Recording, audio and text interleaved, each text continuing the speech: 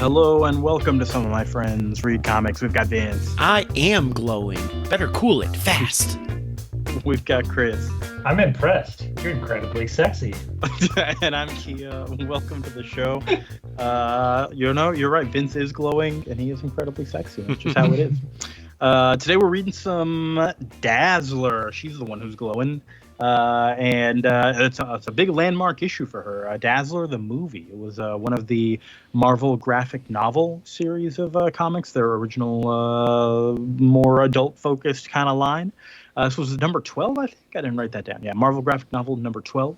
Yes. And, of course, we're going to be sticking around after that. We are going to continue our long read of the Thunderbolts. We are on issue number 5, continuing that story along. But, yeah, for now, we're going to focus on Dazzler. Like I said, a big landmark issue, 1984. She did have a regular ongoing series at this time, if I'm not mistaken. Mostly because the copy that I'm reading is from a trade, and like the last issue of the comic, like I think number 14 or something, said, up next, Dazzler the movie. So she's got her own thing going on over here, living in LA, teaching exercise classes, I guess. Is there anything else we really need to know about her? No. Well, we picked this episode because there was a rumor that Taylor Swift would play Dazzler in Deadpool and Wolverine. Yeah. Spoiler alert, Taylor Swift is nowhere to be found in Deadpool and Wolverine. No. And Do there we was need to cancel this non-spoiler episode? alert. And then double spoiler alert, there was rumors that she might be playing Lady Deadpool also, because like all the shots in the commercials have like a pan up only to like Lady Deadpool's blonde hair.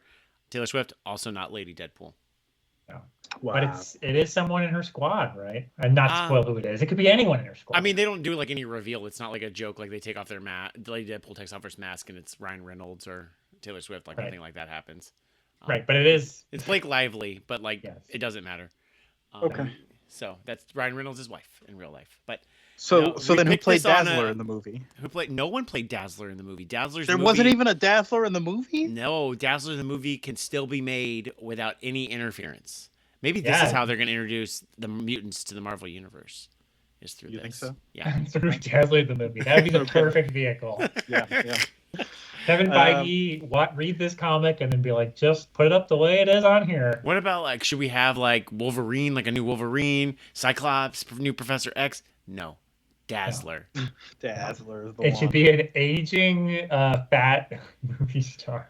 No, Seducing Dazzler. Oh boy! All right, Man, you know Marvel what? would. I like this book. Marvel would have a hard time with the woke mob over this book. Hey, I don't want to jump too far ahead to final thoughts here, but I feel like we gotta stop reading these landmark issues featuring female characters, unless they're also written by female authors. Because a lot of this stuff, I'm like, what's going on, man? It's not all bad though. You're right, Vince. There's some good stuff in here. Half of it was like, man, this is some good feminism. Good job. It really, Jim you're Shooter. right. You're right. Yep. And then I was like impressed, and every and woman's I was let down. experience in America, just bullshit happens to them. Yep. Yep. Yeah, impressed and then let down. Let's get to it. So, Dazzler the movie. So Allison Blair is Dazzler's real name. She goes by Allie. She's leading an afternoon dance exercise class. She's brought a lot of business to this place. It's very popular. She's even glowing, and she's like, "Oh shit, I really am glowing. I gotta get it under control." But it's okay. Everyone can if anyone maybe saw me glowing a little bit, they'd be like, it's a trick of the light. They're not really gonna believe it. And the fellas, she does good business because she's a very attractive Peloton instructor. Yes, exactly.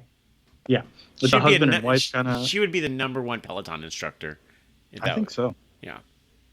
She was so it's a husband and wife talking about how great she is, and and everyone in the class is just like so tired afterwards, and they're like, "Oh my god, we're fucking dead."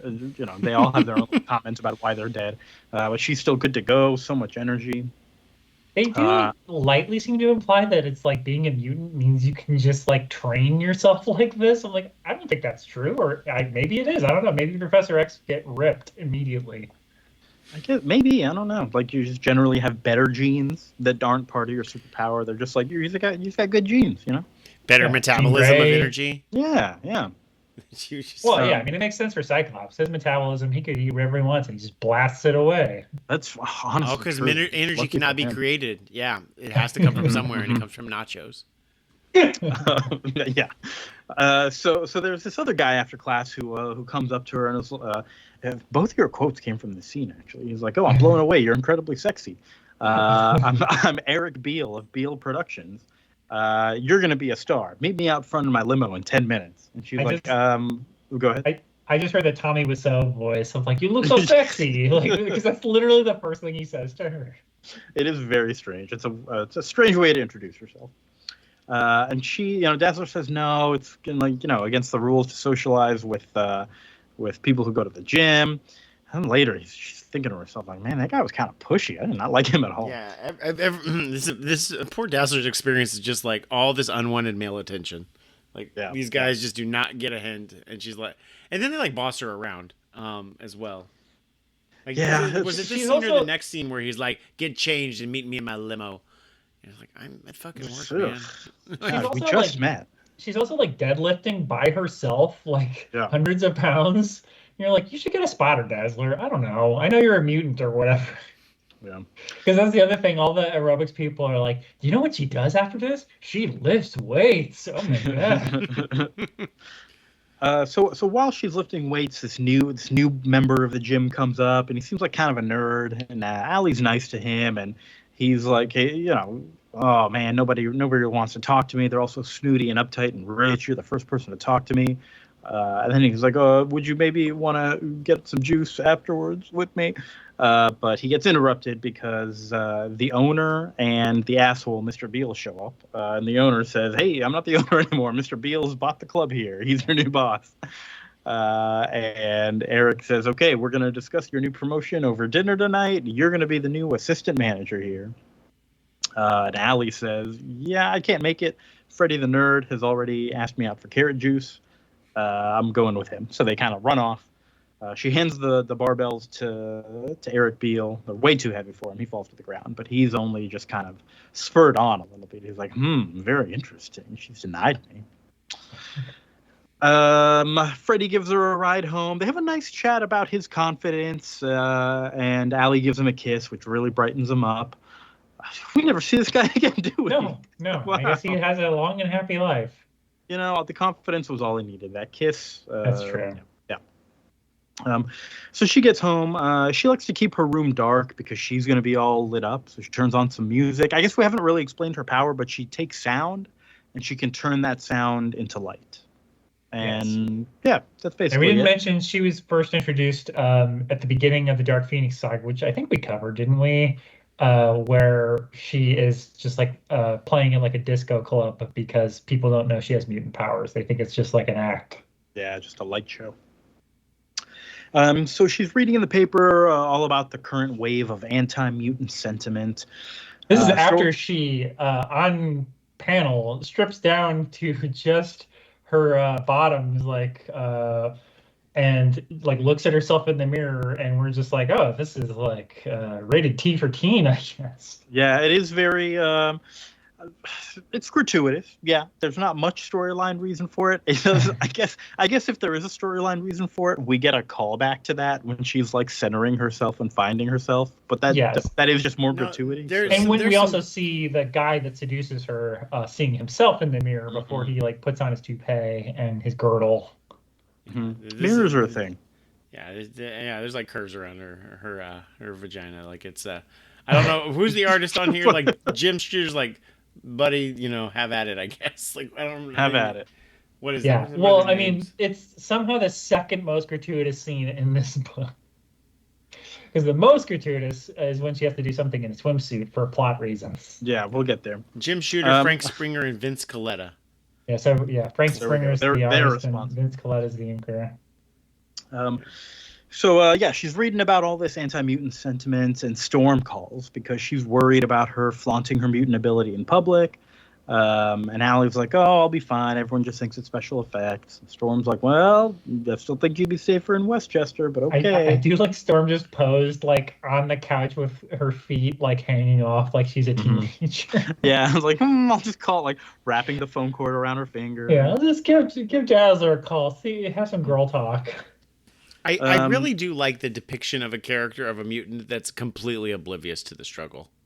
Like just it is cool. Like I mean, like it's like it's realistic, and they're like, oh, I just don't believe in politics, whatever. I just don't pay attention to them, whatever, and just lives their life. And it's not necessarily the best message, but at the same time, it's like it's a character you typically see in X-Men. Right, but it also shows just that at a certain point, it is kind of inescapable. Yeah. Mm-hmm. So that's the only time we really see the rest of the X-Men. We see Storm and Nightcrawler, Cyclops in the background. They say a few lines, but that's it. Allie is now nervous for her gig tonight. It's her first performance in LA, and now she's worried about the anti-mutant stuff. And she's at some like tiny little place. It seems pretty big to me though. So then we cut to Beverly Hills. We see the mansion of some producer. He's got like platinum records on the wall, that kind of thing. And we have to say his name. His name is Roman Nekobo, which I don't know why, but it is Hoboken Namor backwards. Backwards, yes. And I don't think there's any connection to anything, but his name is Hoboken Namor backwards. Yes. Roman Nekobo. Yes. I was Roman Polanski is what they were going for. I didn't even think about Hoboken being spelled. Yeah, that's what it is backwards. It is Hoboken Namor. I assume the Namor is just coincidence because they wanted to do like Roman, and then they just picked some word to do backwards for Hoboken, but then it made me want to read the other one backwards. I was going to say, it feels like it's a joke, though. I don't know why else you would do it. I really don't know, yeah. Is Jim Shooter from New Jersey? Or he's from, I think, Pittsburgh originally, so no. But it could be a reference to whenever Johnny Storm shaved Namor when he was like a homeless guy. But that was not in Hoboken. I don't think he was a hobo. He was a hobo, though. A hobo Ken. It's possible. I honestly, the way this was introduced, though, I thought this was Beale, the other slimy producer. Honestly, me too. At first, I was like, "Oh, this book's got two slimy producers." Okay. Well, the first one, I was like, "Oh, this slimy producer puts on a toupee and it does." Oh wait, this one doesn't have a mustache, and he looked more fit than this guy. And then I figured it out. Yeah, all right. There's two slimy characters. I've also looked it up on. Hold on, I've looked this up. You're not going to guess who Roman Nekobo is partially based on, according to this trivia I found. Frank Sinatra, because Hoboken is Sinatra's hometown. Oh, okay. You know. So this is supposed to be Frank Sinatra, like at his down point, I guess. Yeah, I was thinking like like Spencer Tracy or like some like washed up by the 80s. Or Spencer Tracy's like way past that, but just somebody who, in the 60s and 70s had been like a movie star who's now just not anymore. A bit, yeah. Anyways, so let's talk about Roman Nekobo a little bit and what his life is like. He wakes up at the crack of dusk with his butler knocking at the door, waking him up. We see a bunch of like bottles and pizza cartons and men's and women's clothes draped on the couch. Yes, we also see that he slept with a much younger. She almost kind of looks like Kitty Pryde woman who's leaving. But she's got Rizzo from Grease's hair, Stockard Channing's hair. So I like this is an old lady. Just the way she carries herself, but I guess perms were in 1984. Yeah, I was gonna say this is the 80s. Like she's very like skinny and young, hard to say. Coated. But anyway, yes, he puts on his girdle and it puts his teeth in and his toupee on, and he looks ridiculous. Mm-hmm. Yeah, so he's looking in the mirror and he's like, "Oh God, I'm kind of letting myself go." He tells his butler to do some calisthenics for him, so the butler does some calisthenics. And then I guess this must have happened in like the main series, but he's talking to his butler about this girl he met recently, Allison. She goes by the name Dazzler on stage. And he's saying, "Oh, I spent practically the whole day with her and didn't get any action. I'm going after her again. It's going to be a good challenge for me." And yeah, he's all this time he's in the mirror, like putting on his wig, putting on his girdle, making himself look young, giving himself that puffed out chest look. Ziggy says, "Hey, your accountant's been calling constantly about your financial problems." He's like, "No, don't worry about that. Now go let those reporters in." So later at this gig, it's looking pretty fancy. Everyone loves Dazzler's glowing, and they're like, "Oh, I should do it."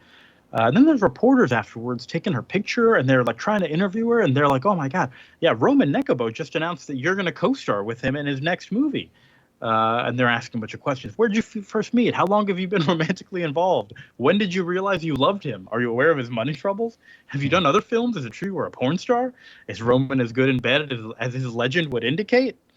Like, that's a lot of questions all at once. Some heavy questions as well. Also, Mr. Beale is there. He notices that as the paparazzi are like setting off their flashes, Dazzler remains unaffected. Dun dun dun. She's not affected by the flash photography. She must be a mutant. Got a mutant who's immune to flashes. I want to also establish her song that she sings for her show is "I'm Still Standing," the Elton John song, which I only know from the kids' movie Sing from Illumination, where the gorilla sings it like on an American Idol show, and he sings it so good that it encourages Idris Elba, his dad, to break out of prison to come be at his son's show. Wow. And so now his father is McCavity, the mystery cat. No, I don't get that joke, unfortunately. What? Idris Elba was in Cats as McCavity. No, this is Idris Elba with where Taylor Swift, actually. Yes, Taylor Swift was in that one. Friend of the show. Friend of the show, Taylor Swift. Maybe she'll be on next week, listeners. Stay tuned. It's possible. We're just gonna keep doing rumored Taylor Swift movies until we get it right.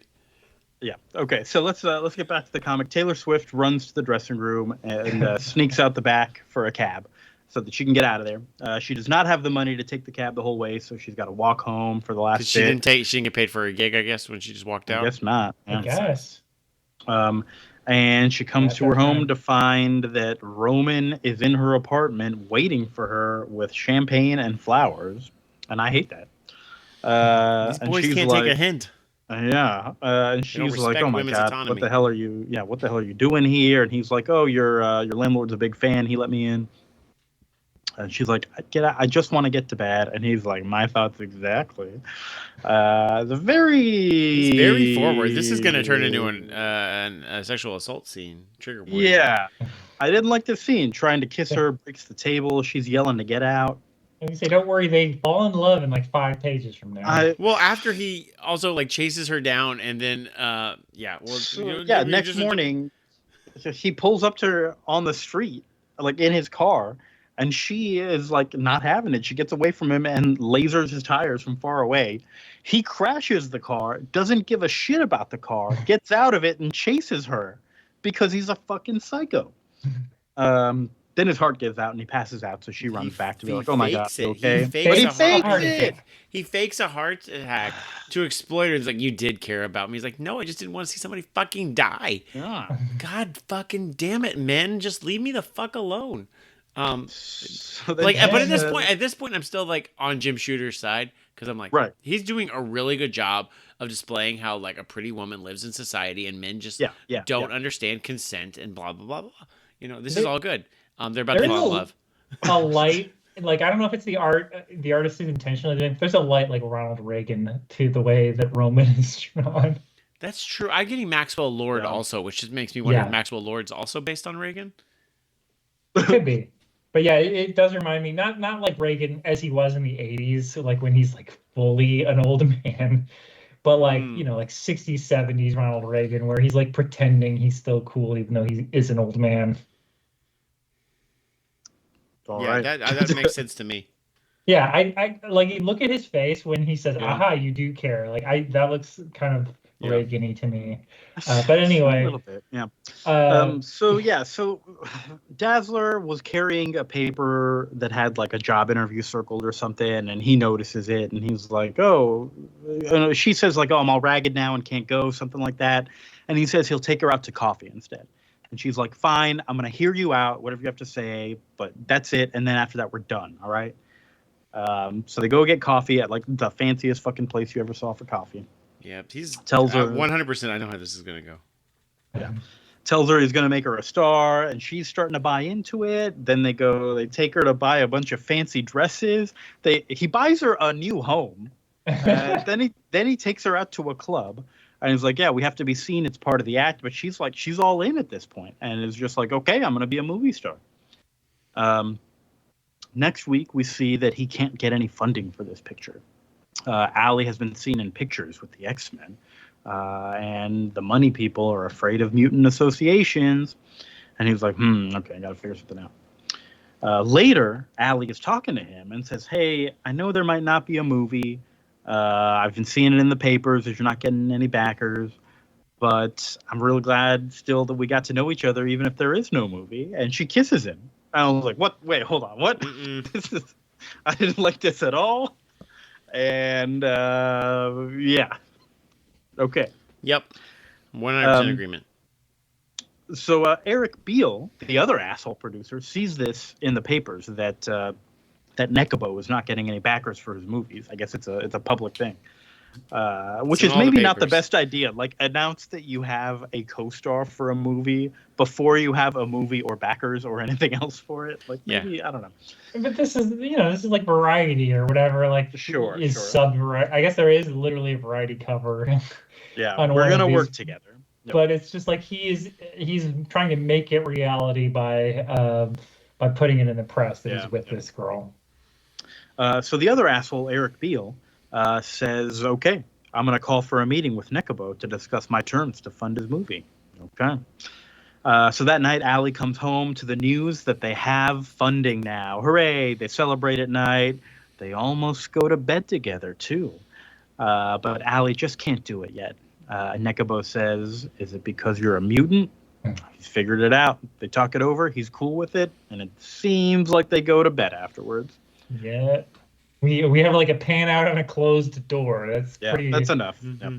Pretty clear what this means. So the next day, Allie has learned that Eric Beale is the producer, and she gets mad at this. And she's like, well, that guy was a freaking creep. He wouldn't leave me alone. I'm like, okay, yeah, do you hear yourself? But Roman... No, I'm not in love with him. Roman is saying it's nothing. Eric Beale probably doesn't know. It's just like some subsection of his money that's been put into this. But we do see a note directly from Eric Beale to Roman, handwritten. Of course, this guy knows. He met with him. Yeah, but Roman's the like, reason he's financing it is because Dazzler's involved with it. And Roman's like, don't worry, I got full control. Allie is still worried because Eric is a snake. So we see a little montage of them hanging out, being glamorous and lovey-dovey together. At home, she's turned into a real fucking stuck-up bitch. This part is so crazy. Well, the thing that like is her wake-up call is... Yes. So her butler delivers her butler delivers her some martinis, and she's like, "Oh, it's been a fucking day. Can you get me some more Percocets as well?" And she's also smoking cigarettes. She's smoking cigarettes. And she's like, "Oh, I finally found a decent screenplay in the mountain of dreck. I just hope Roman likes my new hairstyle." She looks at herself in the mirror and she's like, "Oh my God." And she realizes she's like holding a cigarette. She's putting on weight. She's like, "What have I become?" So she goes to another room. I would love to be that thin. Yeah, that's her wake-up call. She's like gained maybe 10 pounds. Yeah, She's that's still true. That very part, skinny. Yeah, I wasn't a fan of that part either. It's crazy. But she goes to the other room. What is it? I never used to be flabby there, and she's holding like a normal arm. Like, yeah, she's like holding the underside between her elbow and like her armpit, where it's just like, I feel like, women listeners, try it right now. It's not going to be like fully taut unless you're a child. Yeah. Like there's loose skin there unless you are, again, like incredibly she wasn't incredibly in shape, but it's just like she's like, "Oh, I'm letting myself go." I'm like, "No, you still look amazing. What are you talking about?" Yeah. I don't know if she looks any different. No, I don't know that she's drawn to be that different at all. Excuse me, she's holding a cigarette. That's true. I don't approve of that. And she cut her hair short. Yeah, short hair. That part, Vince, whenever Taylor Swift makes this with Disney, they're going to have to cut that part out. No cigarette smoking. No cigarettes. Yeah. They're going to do vaping instead. It'll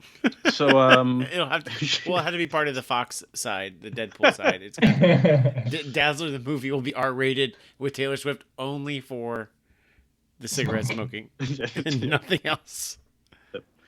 So she goes to the other room, gets naked, and glows in the mirror for a little bit just to kind of feel more like herself.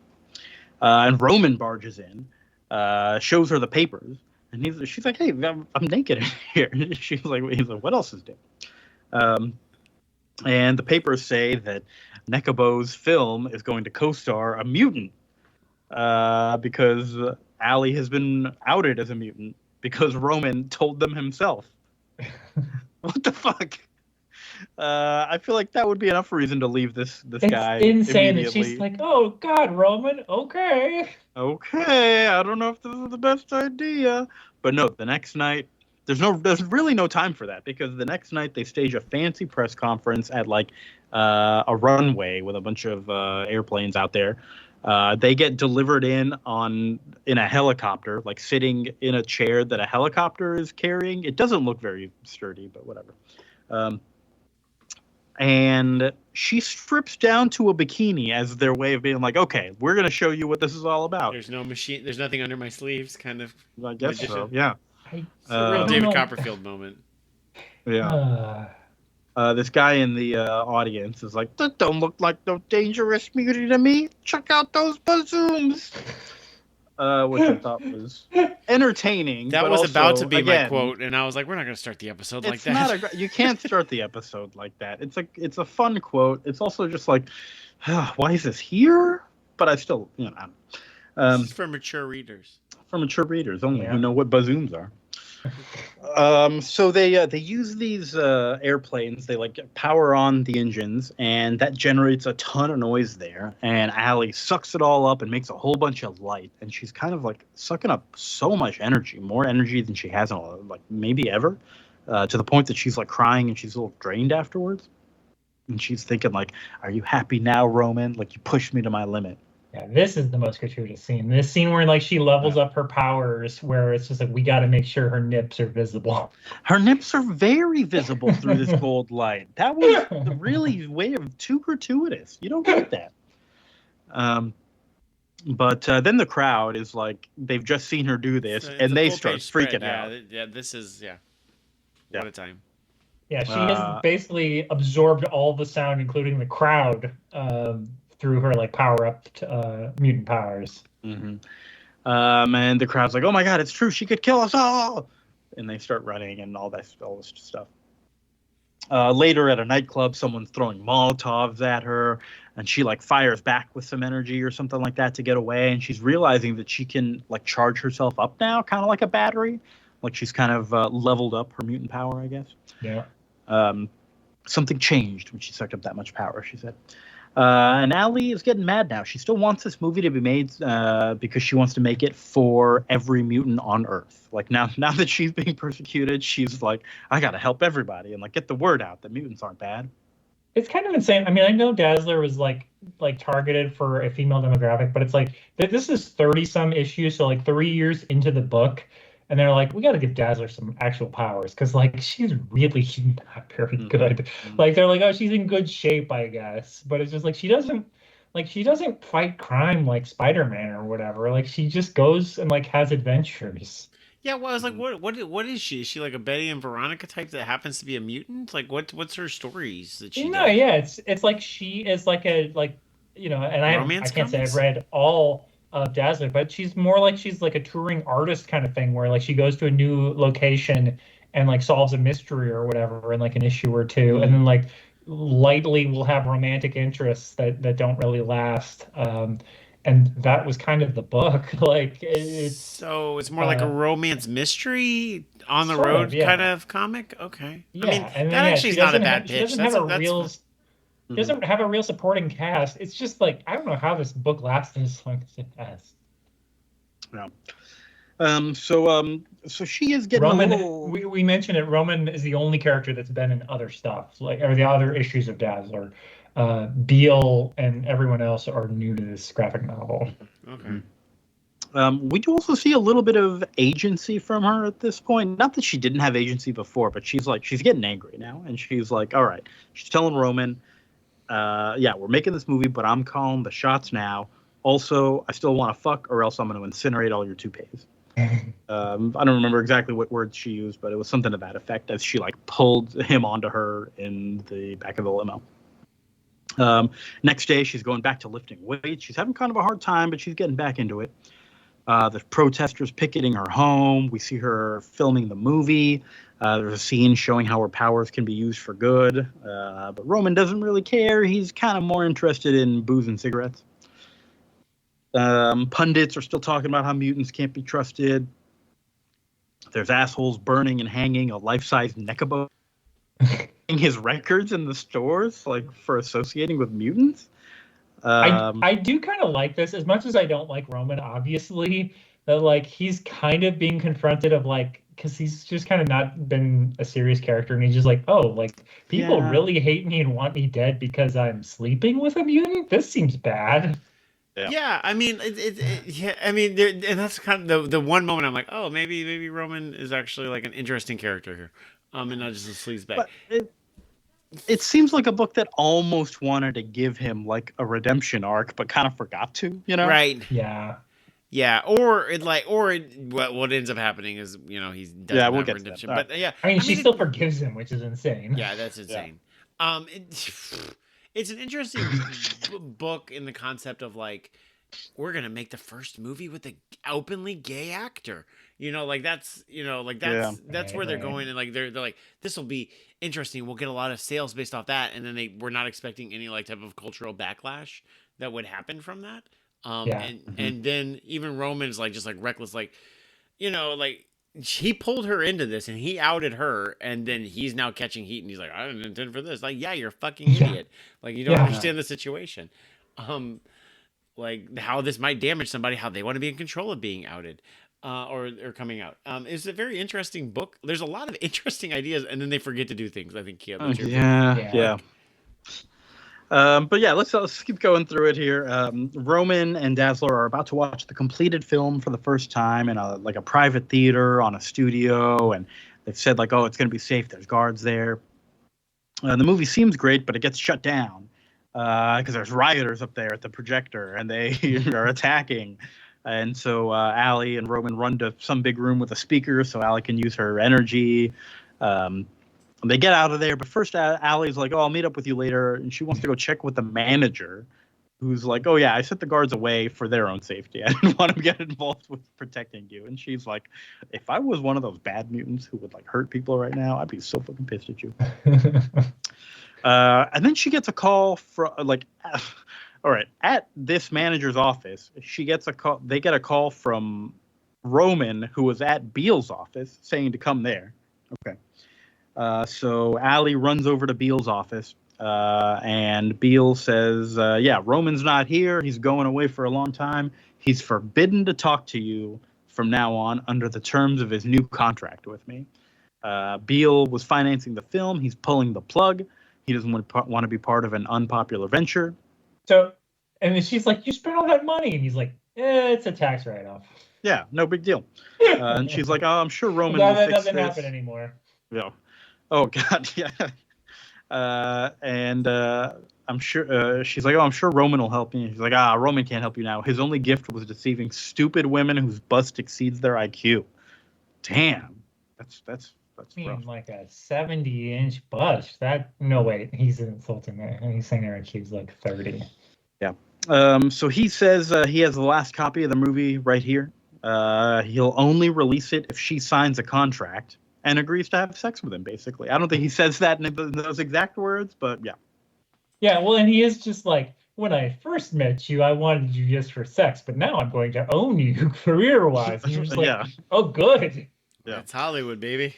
So she thinks about it for a little bit, and she signs it. And he's like, haha, you signed it, great. Like, and then he looks at the contract. That's how Hollywood be sometimes, unfortunately. Yeah. That's sad. But he looks at the signature and it says, go suck an egg. What? Oh shit. And she burns the movie herself. Good job, Dazzler. She gets out of there. Nekabo pulls up in a car and is like, hold on, Allie, I gotta run up there and destroy a contract. And she's like, don't worry, I already destroyed it. He's like, oh, okay, great. So then they get out of there. They're celebrating, having a great time. But Allie is like, all right, Roman, it's time for me to move on. I don't want to hold you back anymore, and I don't want you, and I don't want to be riding your coattails. So that's it.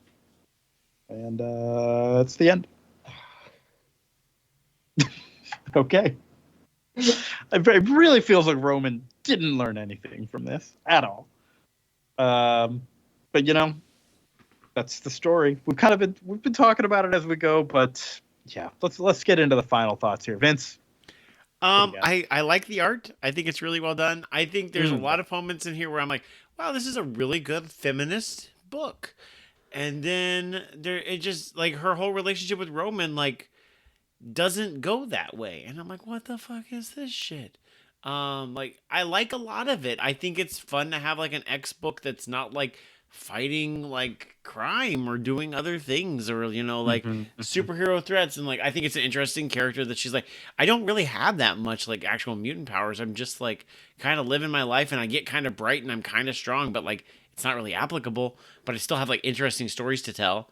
And like as we know from like about Harvey Weinstein stories, like this is pretty accurate. Yeah. So like I thought it was actually pretty good. I would not make a movie of this with Taylor Swift, I'll tell you that. But if that's our parameter for my judgment, but like I like these original graphic novels. This one was a pretty interesting one for me. I liked it. Yeah, Chris, how about you? I thought this was pretty bad. It's a kind of a fun read. Like I enjoyed it for kind of it being a trashy read, but I don't think it's very good. I appreciate that Vince saw the positive side in this, but this is like Dazzler comes off really badly in this story.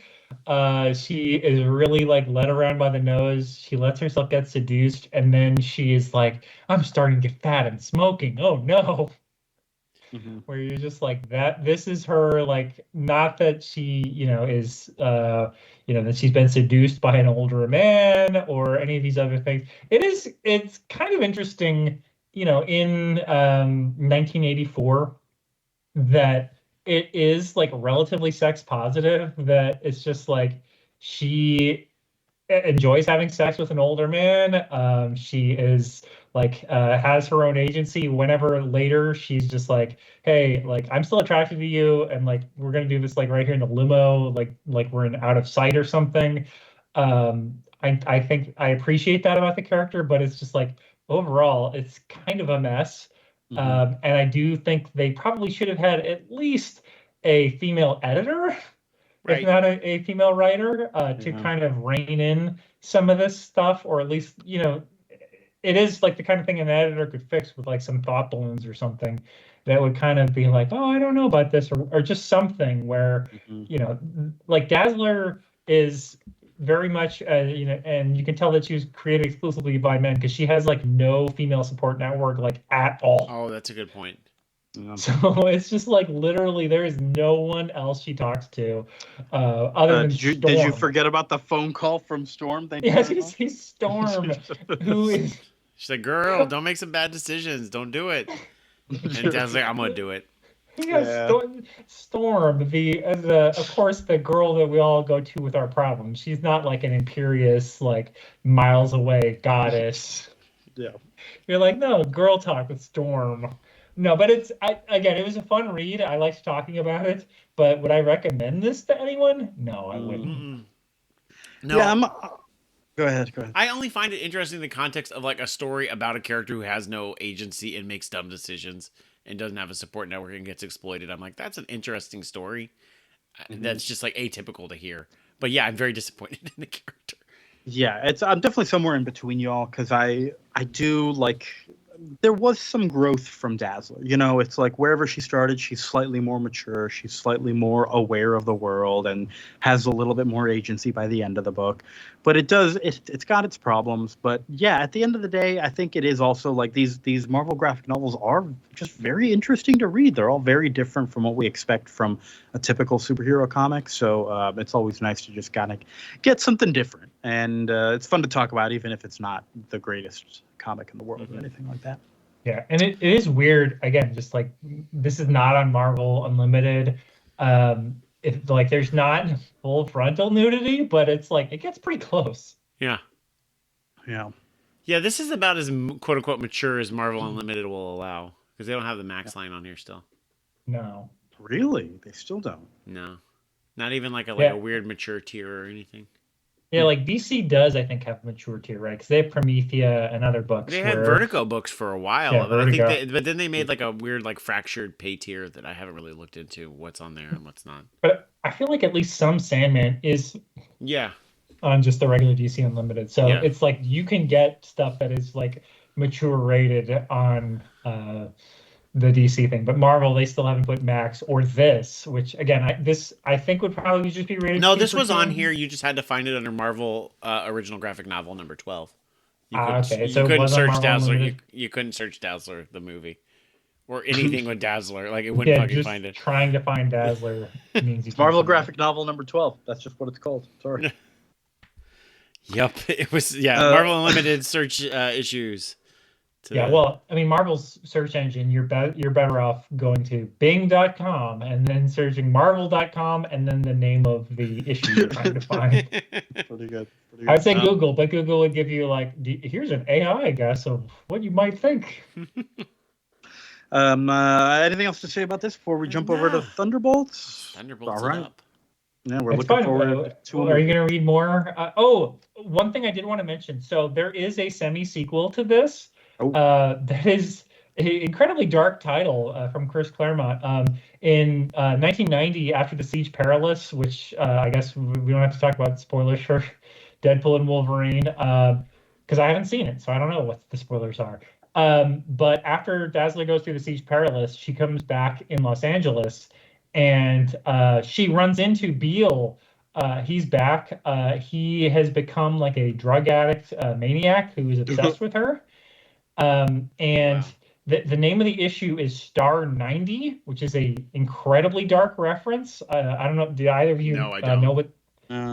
So Star 80 is a film with Eric Roberts about there was a like Playboy playmate who was murdered by her boyfriend, and they made a movie with Eric Roberts called Star 80 about like literally that story that came out I think 2 years after it happened. And so Star 90 is like, they weren't boyfriend, girlfriend, but because she rejected him, he's going to murder her is the plot of this issue of X-Men. Well, that's wild. It is wild. Spoiler alert, he doesn't murder her. Oh, because she survives. I saw that Nekoba comes back also in Dazzler Beyond the Music, written by Jill Thompson like in 2001. Oh, wow. Okay, He cool. does put a plastic bag over her head, so it's disturbing. I don't like that. Oh my. Yeah, you're right, Chris. We didn't do the. Are we going to keep reading this? Yeah. I don't think I have any interest in reading any other Dazzler. I'm afraid. Sorry to say, One and any of done. y'all. Yeah. Yep. Good one and done. Maybe one day when Taylor Swift actually does do a Dazzler movie, we'll read some stuff from the main series. How about that? That'll be our promise to you, listener, and to Taylor Swift. We'll find the We'll get- best issues of Dazzler. Yeah, we'll get Taylor on the show to. I'm on a first name basis with her. We're gonna read the first few issues of the comic. It'll be great. But yeah, on to Thunderbolts now. We are in issue number 5 here. They have just gotten a new member of the team, Hallie Takahama. They've all talked about their fake origins with her, as we learned about their real origins. And jumping straight into the 5th issue. We start with a dude in the shadows in Hong Kong. Always love to see a dude in the shadows. He's been talking about how their New York City operations have been disturbed by the Thunderbolts. I thought all this shit with the heroes were done. We got to finish this. They've ruined what could have been a profitable arrangement between us and the Masters of Evil. So we're going to prepare a counterstrike with weapon XF3. And the mooks are like, oh my God, but boss, that weapon is, I don't care, just do it. I know how dangerous it is.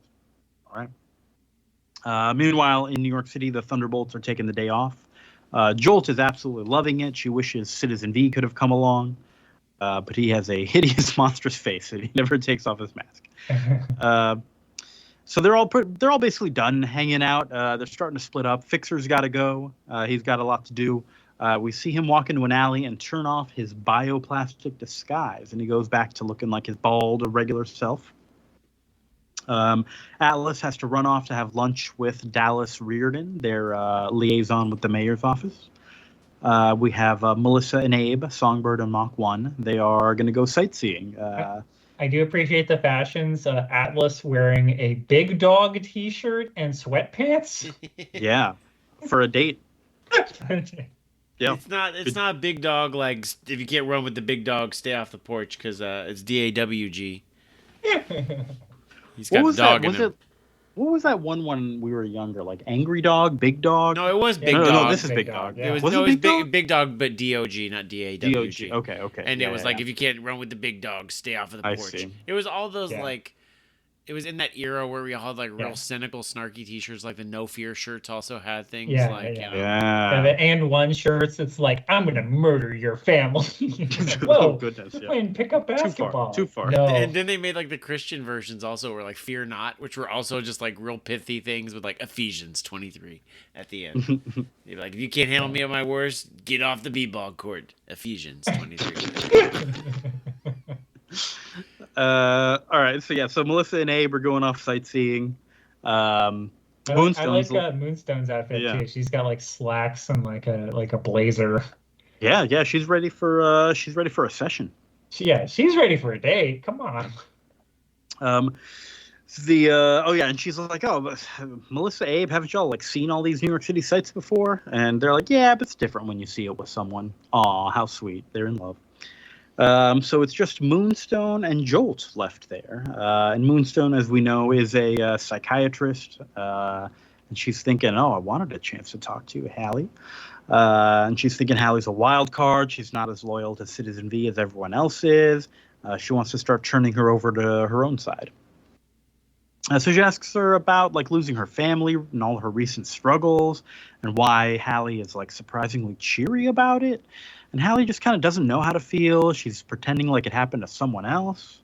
She's like, well, if you ever need to talk to someone about it, she's saying, I'm scared that if I don't keep it all bottled up, she kind of explodes in a big old zap. And it draws a crowd's attention, and they all kind of run up to her, and they're like, oh my God, we want your autograph. Moonstone, I do like the sort of contrast with Dazzler, that it's like, because Jolt is not a mutant, that this happened to her. They're like, we love you, Jolt. Yeah, you're part of the newest hip superhero team. We want your autograph. You're not a scary mutant. And Moonstone is thinking, okay, I should probably just like grab her and fly off, but maybe I'll do something else. She quickly transforms into her gear and kind of blocks Jolt. And she tells her like, hey, they didn't get a good look at your face. Go change into your costume. I'll distract them until you can do that. Yeah, which is it's a very good way to get Jolt on her side. Yeah. Atlas is meeting up with Dallas. He's having some conflicting thoughts. He's like, I'm lying to her about all this stuff. Can I even go through with this? And he almost leaves, but she turns around and sees him, says hi, and he's just too happy to see her. He can't leave either. The mayor's aide wearing like the 90s low cut jeans. You see her whole hip outline. There's some interesting fashion in this book for sure. Yeah, it's very modern. Late 90s. Yeah. Moonstone is back at the crowd with Jolt. They're signing autographs, and she's like, "Yeah, it's a good thing we didn't fly away. Jolt would not have gotten the feeling of being appreciated by the crowd. This is this is what she needs." While they're signing autographs, there are dudes in the shadows, the same henchmen from before. They're flying above. They're looking for the Thunderbolts. They found 2 of them. They're like, all right, that's good enough. Fire it anyways. The rest will come. And it's like a little missile thing that shoots down, but it's really like a capsule, and it releases a big humanoid figure. And Jolt recognizes him as the Growing Man. And he says things like, puny humans, get out of my way. Nothing must delay me in my quest to find the master. He's looking for his master. It does identify her as a nerd, because I was a nerd in 1997, and I was like, the Growing Man? Who the fuck is that? Yeah, I had no idea who this was, and Joel's like, I know who this is. I know. Kind of an Avengers buff. Yeah, she's telling Moonstone, I've read up on all this. This guy. Yeah, Jolt's hitting the Kamala Khan. Yes. Same tropes there. I'm a nerd and I know all about this shit. Yeah, I do like Moonstone's like, so what does he do? It's like, He grows. He grows. So Moonstone's like, okay, we got to take him down before he grows. And she runs in, and Jolt's like, wait, hitting it is what makes it grow. Oh no. So this thing starts growing. Yep. This is a fun premise for a bad guy, though. Like, yeah, it is. How the fuck do we solve this? This is such a Silver Age like guy who fights Thor in like 1966 bad guy. So Mach-1 and Songbird see some explosions from the top of whatever building they're visiting, and they're like, oh shit, we got to go down there. They get there. Mach-1 puts out a call to the others to come help. We see Fixer at a poker game with some of the other supervillains that he used to know. They're all hanging out, and they're all complaining about the Thunderbolts. Like, oh, yeah, they shut down our operation, blah, blah, blah. And Fixer agrees. He's like, yeah, it's so bad. I've had to retire as the Fixer until things get a little better. These Thunderbolts are terrible. Tell me about it. And then his pager goes off, and he has to get out of there. And he's like, oh, yeah, it's not Fixer stuff. I'm doing some consulting work. Low risk. Not a big deal. He even says Fixer is like, it's like they got some kind of inside information. Oh, yeah. Like, why did you say that, Fixer? Why did you say it's almost like the Thunderbolts have inside information? They don't. Yeah. Fixer. He accidentally drops some money out of his pocket on the way out, and one of the guys kind of follows him to give it to him. And on his way, like, he sees someone leaving the alley, and it's like a guy that has Norbert's coat, but he has hair. And he's like, what did I just see? Dallas and Eric back on their date. Dallas and Atlas. They're saying, I don't even know your name, really. And Eric is like, I don't know about that. And Dallas is like, well, it's okay. I know you got to protect your identity. Maybe I'll just call you Steve. And then Atlas's pager goes off. They got to cut the date short. So back at the fight, they're wondering who this master is that the growing man keeps talking about. And Fixer runs in to say it's Kang. Kang the Conqueror made him. He's the master. And the android hears the master's name and says, take me to him. And then Atlas runs in and gives him a big old punch. Oh no, it just gets bigger. Sorry, growing man. Kang's been removed from the comics. You can't find him. Yeah, he's not around anymore. Citizen V, meanwhile, is still at the headquarters. He calls Dallas Reardon from there, and Dallas is like, we're in the middle of this fight. And he says, I know. The Avengers had files on the growing man. I need those files now so we can save this. And she's like, okay, I'll try. Everyone is trying to keep the damage at bay while Atlas and growing man kind of get bigger together and keep on fighting. Songbird is passed out from one of her constructs breaking. Dallas is on the phone with S.H.I.E.L.D. trying to get the Avengers files. Atlas is having a hard time getting mad enough to get bigger so we can keep fighting the growing man. So Moonstone's like, just fucking get mad. He's like, I can't. She says, get mad or else we'll discover who you really are and we'll kick you out of the group and out you to your girlfriend. And he's like, oh shit. That makes him mad. And he, I guess, punches him in the head hard enough to like short him out, something like that. So the growing man calls for the master and shoots like big eye lasers into the sky and then shrinks down to capsule size. Yeah, it's big enough that Techno's able to like make it do whatever. Okay.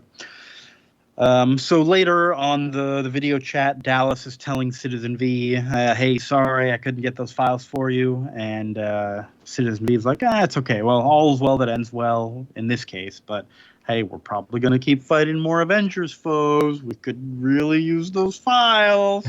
And Dallas is like, okay, I'll keep trying. And afterwards, Citizen V is like, damn, I was so close, but I got other things to do. He gets on another Zoom call with Baron von Strucker, the dude in the shadow from earlier, who's like, hey, how'd you get this signal?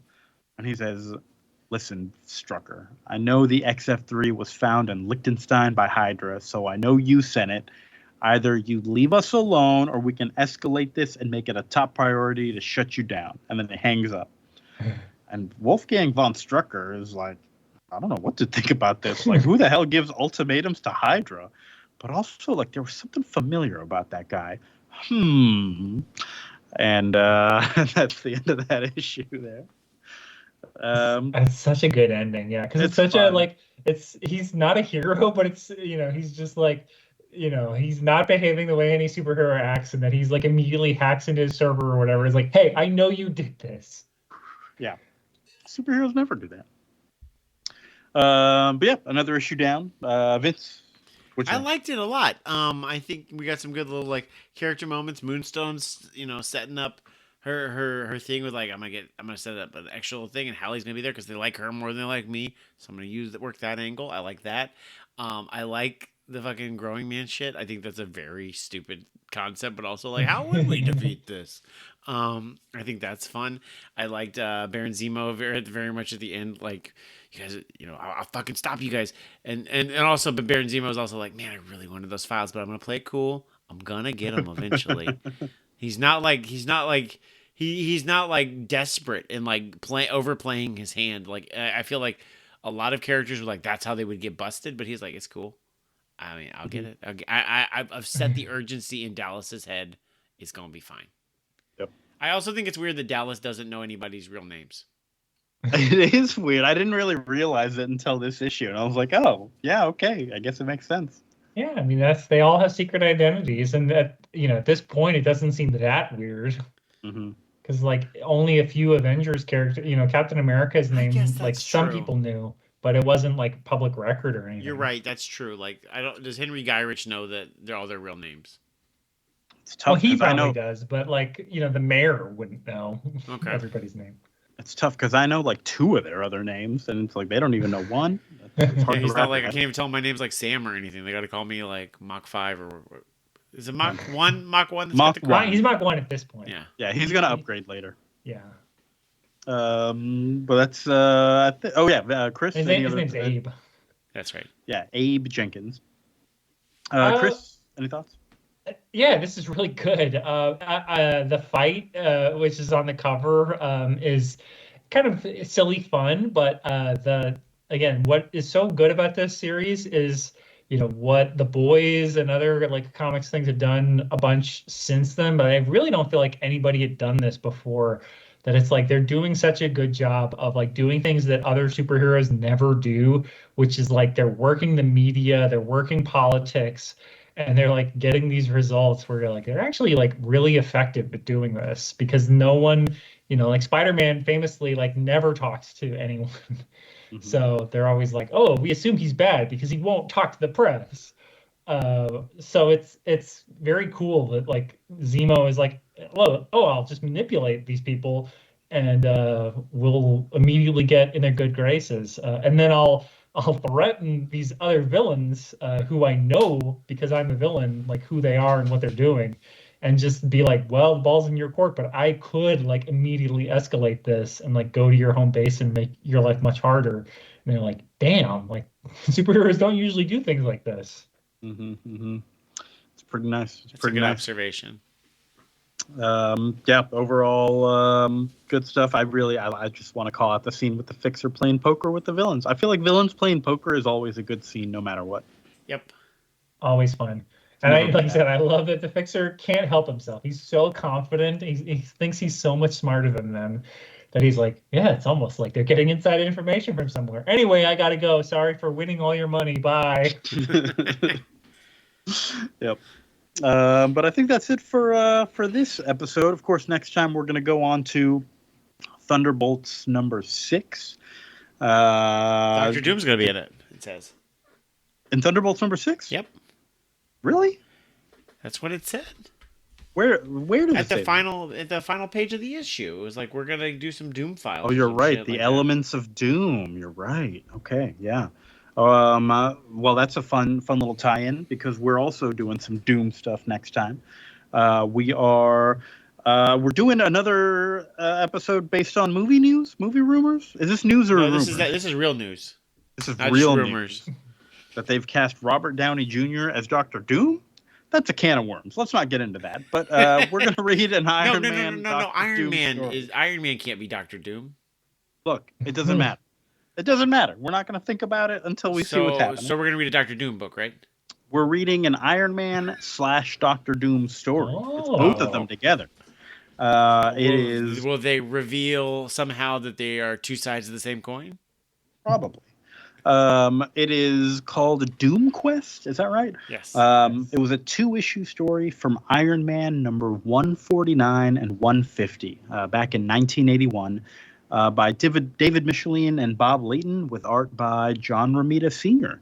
So that should be an interesting... Oh, Jr. I'm sorry. John Romita Jr. From 81. Fix my notes. JR. Yeah. JR. That makes sense. Is this before he did Spider-Man then? I think that's before he did Spider-Man. Interesting. He did X-Men right around that time. Okay, interesting. Yeah, I don't really know what the story is, but I've been promised that they end up in King Arthur times, which is a common theme for the Avengers. Friend of the show, King Arthur times. Friend of the show, King Arthur. Yeah. Enemy of the show, Morgan Le Fay. Yeah. Ooh. Yeah. Don't like her. Yeah, she's a real enemy of the show. But we're gonna see what happens there. I don't know anything else about this story, but it's got Doom, it's got Iron Man, and they're both going to be played by Robert Downey Jr. and it's going to be great. So yeah, Thunderbolts, some Iron Man. That's what we're doing next time. What else we got going on, Chris? What's up with the Your Stupid Minds podcast? What is up with the Your Stupid Minds podcast? We did a podcast. It's been a couple of weeks now because we took a 1 week off, but we also took a week off on this show. So we did an episode called I Am Rage, a Amazon streaming thing from the UK that we watched. It was a very British production that tried to hide it, but we cracked the code and were able to tell that they were not Americans, thanks to their hooligan haircuts and such. A very silly, stupid movie. And I guess we'll have another episode probably the week after this one comes out. So stay tuned for that. Great. Vince? Oh, I started a TikTok. It's called Cool Uncle Vince. It's mostly just dumb video game TikToks. They're about a minute long. Of interest to this is I covered all the different video games named Spider-Man 2. There have been a lot. So I covered all of those. Wait, how many video games have been called? Like 6 or 7. There's Spider-Man 2 for Game Boy. There's Spider-Man 2 for PlayStation 1. There's Spider-Man the Movie 2 for PlayStation 2, GameCube, everything like that. There's Spider-Man 2 Mysterio's Menace for GBA. There's Spider-Man 2 that just came out for PlayStation 5. There's also Amazing Spider-Man 2 for Wii U and probably 360 and PS3 or something. Yeah, so there's quite a bit of those. Yeah. Great. I have not been playing any Spider-Man games. Have I been playing any superhero games? I've been in the mood to start a bunch of games and then quit them all because they're not good enough. Hell yeah. That's my mood. I beat Metal Gear Solid 3 on Steam recently. That was my game. Hey, the remakes or the old?